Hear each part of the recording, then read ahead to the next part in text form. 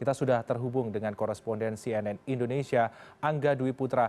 Halo, selamat sore Angga. Angga, ini tadi sidang diskors kurang lebih 15 menit untuk melaksanakan sholat asar. Dan sejauh ini sudah berapa saksi yang memberikan keterangan, baik saksi fakta maupun juga saksi ahli. Dan masih ada berapa saksi yang belum memberikan keterangan dan poin-poin apa saja yang menjadi sorotan keterangan saksi kali ini? Ya, selamat sore, Freddy. Memang tadi sudah ada beberapa saksi fakta dan juga ahli yang dihadirkan. Di antaranya di awal ada saksi fakta dari yang dihadirkan adalah Bapak Deddy Mulyadi bersama dengan Teguh. Kemudian juga ada ahli Reza Indragiri yang merupakan ahli psikologi forensik. Dan baru saja selesai adalah ahli penyidikan dan penyelidikan yang merupakan mantan Kabareskrim Polri, Komjen Pol Purnawirawan Susno Duaji. Dan untuk membahas poin-poin yang tadi disampaikan oleh Pak Susno Duaji, sudah ada bersama saya kuasa hukum, salah satu kuasa hukum Sakatata, ada Ibu Titin. Selamat sore, Ibu. Selamat sore. Ya. Boleh dijelaskan, tadi ada yang menarik adalah soal adanya 2 LP seperti itu menurut Pak Susno, bahwa ada LP yang di Polres Cirebon, ada juga yang di kota. Itu dari pandangan kuasa hukum seperti apa, Bu? Sebetulnya bukan pandangan saya ya, saya sih kan ngelihatnya di berkas. Di berkas pembunuhan dan pemerkosaan itu ada LP mengenai pembunuhan dan pemerkosaan. BAP-nya dibuat pada tanggal 31 Agustus 2016 pukul 18.30. Itu BAP-nya dibuatnya. Nah, ada LP sebelumnya. Tetapi kaitannya dengan pemerkosaan dan pembunuhan gitu. Tetapi pada tanggal 27 Agustus 2016 itu memang ada LP Laka Lantas. Nah, ketika persidangan di 2016-2017 sebetulnya majelis hakim pernah memperlihatkan sketsa mengenai kecelakaan lalu lintas yang ada di lembar berkas yang tebal itu. Tetapi waktu itu anggota Polres Kabupaten Cirebon yang dihadirkan menyatakan kalau sket itu bukan dia yang buat gitu. Memang ada pernyataan seperti itu. Jadi kalau saya sih Pak Susno Duaji yang dihadirkan sebagai ahli menyatakan itu ya memang terjadi di persidangan 2017 gitu, 2016-2017, terutama pada persidangan dewasa, pada persidangan yang 7 terpidana. Karena pada sidang Sakatata, anggota kepolisian dari Polres Sumber yang melakukan olah TKP tidak pernah dihadirkan. Jadi pure pembunuhan berencana yang ada di dalam berkasnya Saka gitu. Tapi kalau di anggota yang terpidana yang waktu itu terdakwa yang dewasa itu dihadirkan anggota Polres Sumber yang melakukan olah TKP. Kita nyebutnya Sumber ya, itu kan kabupaten. Jadi kenapa saya meyakini itu kecelakaan? Karena darahnya ada di situ, korbannya ada di situ. Seperti yang diungkapkan dalam persidangan oleh anggota Polres yang melakukan olah TKP, Polres Sumber yang melakukan olah TKP.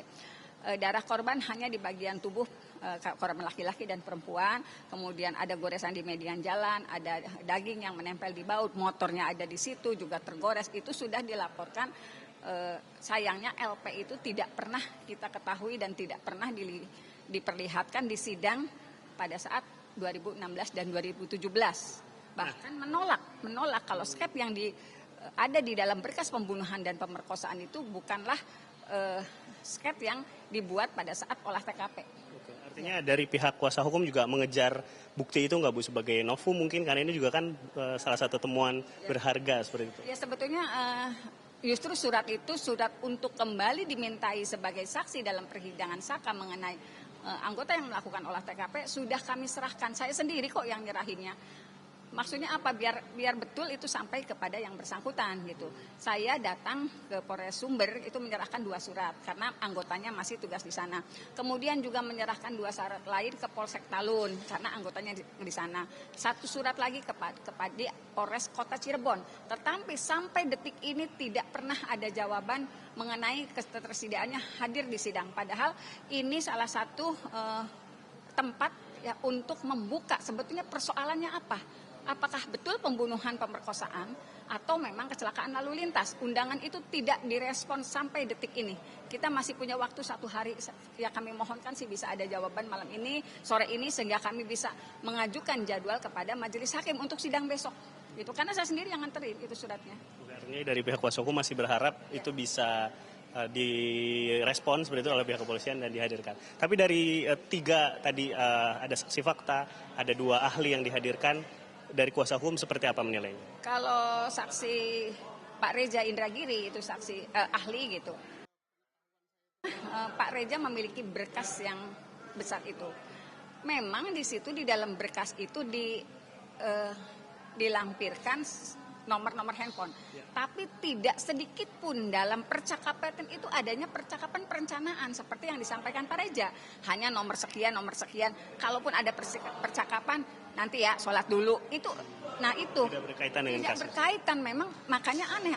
Yang dilampirkan sebegitu tebalnya, tetapi tidak pernah ada bukti perencanaan. Apalagi yang merencanakan di situ kan Andi, orangnya juga tidak ada. Yang katanya DPO fiktif gitu. Makanya saya tidak pernah bicara DPO sejak awal, saya nggak pernah. Siapapun yang nanya ke saya, gimana masalah DPO, saya nggak pernah ngerespon karena kita sih tahu tidak pernah ada DPO sebetulnya. Jadi. Nah, kemudian tadi juga yang soal saksi fakta pertama Pak Deddy Mulyadi bersama dengan Teguh. Ibu melihatnya ini kan tadi sempat disinggung juga oleh JPU bahwa mungkin kenapa Bapak melakukan itu gitu, karena bukan tugas beliau seperti itu. Dari pandangan kuasa hukum sebenarnya seperti apa? Ya sekarang begini, ini sudah sedemikian terbuka. Yang saya juga terkejut, ternyata kan banyak pengakuan-pengakuan baru yang datangnya justru kepada masyarakat, tokoh-tokoh lah. Tokoh-tokoh yang bisa dipercaya, Pak Deddy, kemudian Pak Reza Indragiri gitu.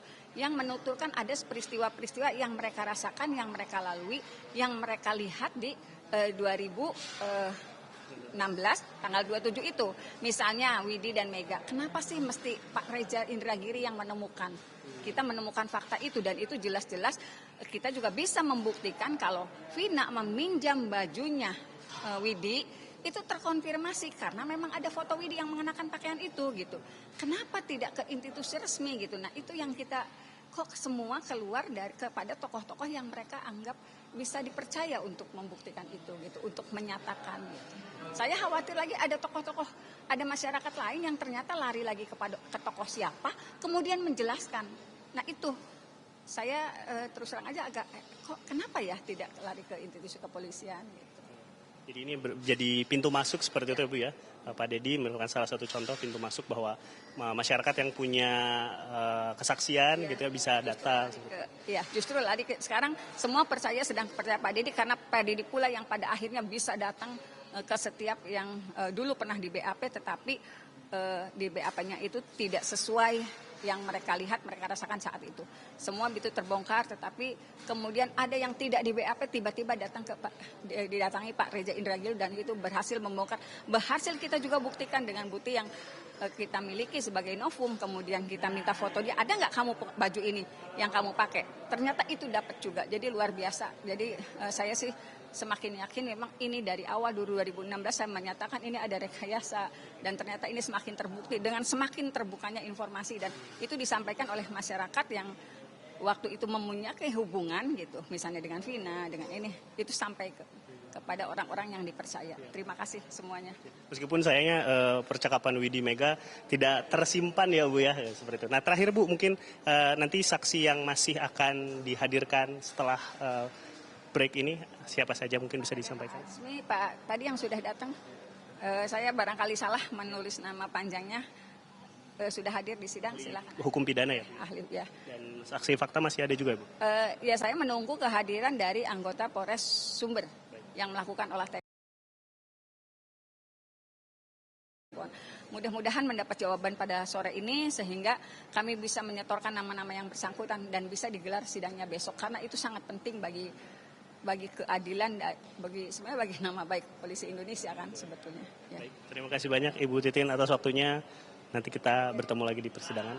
Ya demikian Freddy pernyataan dari kuasa hukum Saka Tatal yang menyatakan bahwa saksi-saksi dan juga ahli yang dihadirkan pada hari ini sudah mendukung apa yang menjadi memori dari peninjauan kembali yang sudah disampaikan ke Pengadilan Negeri Cirebon dan nanti ini akan diputus bukan di sini namun oleh Mahkamah Agung sehingga tadi disebutkan bahwa ada satu lagi saksi fakta penting yang coba dihadirkan yakni pihak kepolisian yang melakukan olah TKP pada saat terjadinya kejadian pada tanggal 27 Agustus 2016. Freddy.